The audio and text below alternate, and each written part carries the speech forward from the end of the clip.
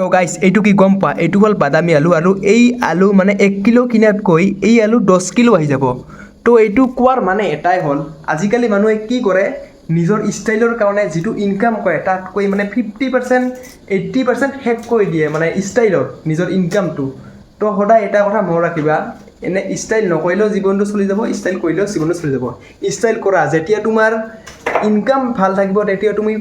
সদায় যদি তুমি 2 লাখ টকা ইনকাম কৰিছা তেতিয়া 10,000 টকা তুমি শেষ কৰাতেও কোনো প্ৰব্লেম নাই যদি তুমি 200-300 টকা হাজিৰা কৰি যদি তুমি 500 টকাৰ ষ্টাইল কৰা তেতিয়াহ'লে তোমাৰ আৰু কি কম তেতিয়াহ'লে তুমি এইটো হোৱাতকৈ বেছি দিন নালাগিব আৰু এইটোতো কি গম পাইছা সেইটো তুমি তইও গম পা ময়ো গম পা আৰু কথাটো যদি হয় এটা লাইক কৰিবা আৰু কোনোবা মানুহতো কটিত পুৰা চুই জ্বলছে মানে কথাটা শুনি থাকে না এনে চাপৰি থাকে কোনোবা থাকে নাই ভাই এনে চাপৰি থাকে না চাপৰি থাকে কোনোবা কমেণ্টত আহি ক'ব মোৰ তোৰ বাপৰ নাম নেকি তোৰ এনেকুৱা সেইটো কোৱা নাই কিন্তু কথাটো অলপ ভাবি চাবা এইটো হয়ে হয় না নহয়